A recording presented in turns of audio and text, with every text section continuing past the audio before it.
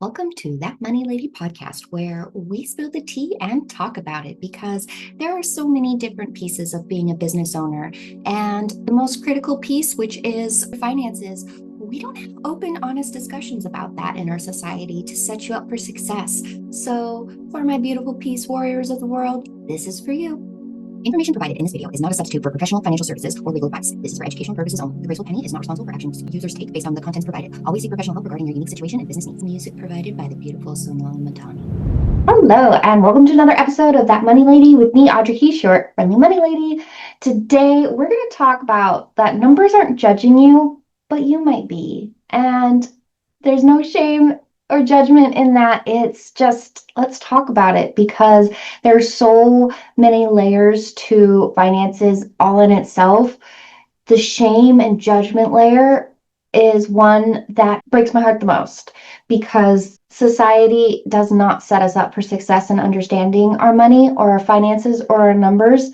And yet we're supposed to magically understand all of these pieces as soon as we sign up for a free EIN. Like we take the 5 minutes to fill out a form and we're supposed to just know all of these pieces without any of the support to navigate the myriad of bureaucracy that is being a business owner and being a human, quite frankly, and being a business owner is its other layer of trying to navigate your finances that nobody really teaches us. And so there is this level of shame and guilt and judgment on ourselves because you should be doing your finances because we all know it's the foundation of our business and transactions are ebbing and flowing every single day. Our money is moving and we know when we're stagnant within that moving. And so it's that I know I should be doing it. I know I am smart and capable and more than able to do all of this, but I'm not. And that's really hard for people, rightfully so. And I'm just here to say that it's okay wherever you're at. You are not wrong.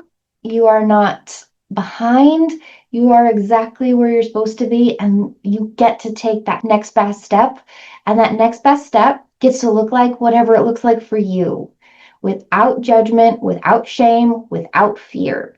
There might be a little fear depending on where you're at and getting into possibly, maybe you're going from bag of receipts to a spreadsheet, or maybe you're going from a spreadsheet to an accounting software, and those leaps might feel kind of scary. There is good fear, and then there's debilitating fear and intuition fear that tells you not to do something. I'm not the expert in discerning between those, and there might be that fear of, oh, I'm doing something new and that's scary. And I believe in you to work through that and get to that next phase because there is clarity and peace when you are able to see your numbers. Because numbers are neutral. Like that is the beautiful piece of that I find. Not everyone finds it's the beautiful piece, but one of the things that I believe to be true of why entrepreneurs and people in general avoid their finances and their numbers, because it's an unbiased reflection of reality. Your numbers are what your numbers are.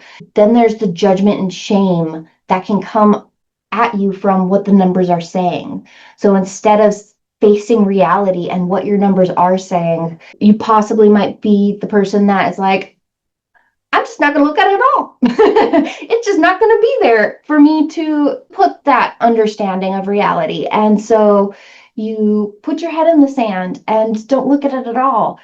That's very common. And I just want to say that when you're ready to pull your beautiful head out of the sand, there's so much peace in that clarity.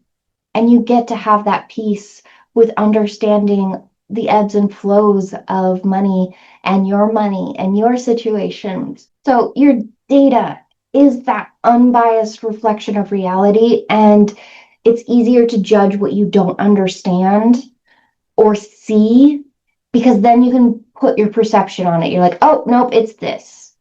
Instead of looking at your numbers and being like, this is what it is. Instead of, this is what I'm assuming it is. This is what I'm pretty sure it is. And some people, they have, like, Don't get me wrong, my husband can math in his head like I cannot do that at all. Like I calculator, like I am a math person and I calculator. My husband can do the math things in his head that I don't. And so there are some people that legitimately they can do that and it's very close to reality, and that is tends to be a more unicorn situation. And I'm not speaking to you if that is the case. Again, this is not about judging or shaming or trying to box somebody into a certain box. There are so many layers to all of this, and it's just about peeling back those layers and gaining that awareness for where you're at in this myriad of reality, this crazy reality that we are living in. And just like being a human, your finances, there are layers. And it's just, we're trying to get to that next layer. And the layer that doesn't change is just the reality. The numbers are what they are. It's a neutral, unbiased version of reality. And the thing I hear more often than not is that once you get to that neutral, that core of what your numbers are saying, it's, oh, that wasn't as bad as I thought it was. I'm doing pretty good. And it's so empowering for so many to be like, okay, that scary thought I had in my head wasn't actually reality. The mess that we need to clean up in the accounting side might be a little bit more bigger than anticipated, but the numbers themselves aren't the scary thing. And that's empowering. Once you peel back those layers and you see the numbers and you understand what they're going through, and getting to that next layer step of how you can use your numbers for you and with you. It's magic, baby. It's magic. It's not even magic, it's reality. I find the magic in it because numbers are the language your business is communicating to you through. And the more you listen, the better off you're going to be able to make those moves. And there are absolutely stages. There are some people that will tell you to get in buku debt to get to that next level because of XYZ. And I'm in no way, shape, or form saying that that is not the reality for many people. And I'm not saying that that cannot work for you. I'm saying that we need more understanding of what numbers are saying and a concrete understanding of your numbers to taking those steps, because your business typically has ebbs and flows.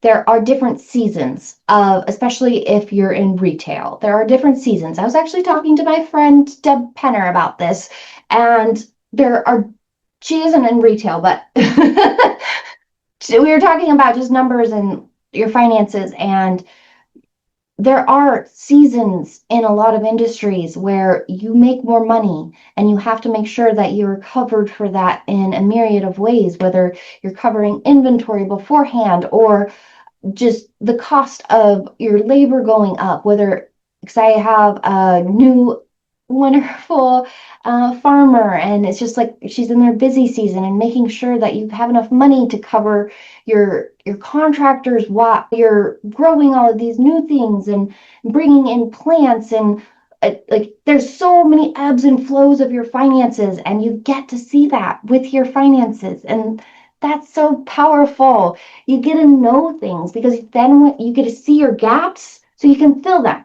Or you can absolutely choose not to, but then it's an active choice, and that's just as powerful. You don't have to take every single action and option that's in front of you. You don't. I'm never going to be the one to be like, you need to do this. Unless it's for the law, then I will say that. But I'm just here to tell you what I see. What you choose to do with it is 100% your prerogative. This is your business. It's your dream. It's your vision. You get to do what you'd like. And I think that's why I know why a lot of people avoid their finances, because they feel like it puts them in a certain box when really it frees you to be able to do all the cool things that you want to do. So that's my rant for this week. I hope you enjoyed it. Please do subscribe, follow along. I would love to have you along this journey of empowering and understanding your finances and how to get to that next step for you and with you, because We need more tools, we need more education, and I am so honored to be on this journey with you. So thank you, and I will see you next week. Bye, guys. Information provided in this video is not a substitute for professional financial services or legal advice. This is for educational purposes only. The Graceful Penny is not responsible for actions users take based on the contents provided. Always seek professional help regarding your unique situation and business needs. Music provided by the beautiful Sonali Matani.